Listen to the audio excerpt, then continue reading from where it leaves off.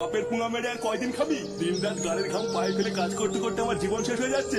আর এই আদ্দামরা পাঠা শুধু ঘরে বসে বসে ভালো মন্দ খাবে। বাড়া এইভাবে আমাকে অপমান করলো। আমি তো বড় হয়েছি নাকি?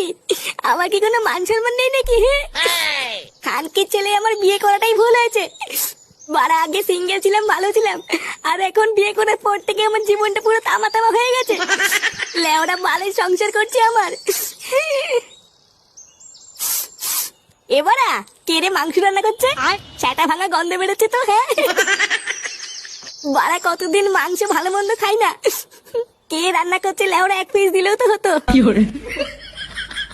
লেওরা ভালো মন্দ খেতে গেলে না সংসারে টাকা দিতে হয়, বুঝলি তো?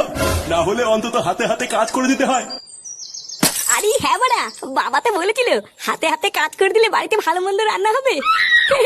না বাড়া যাই, হাতে হাতে একটু বাড়ি থেকে কাজ করে দিয়ে গিয়ে।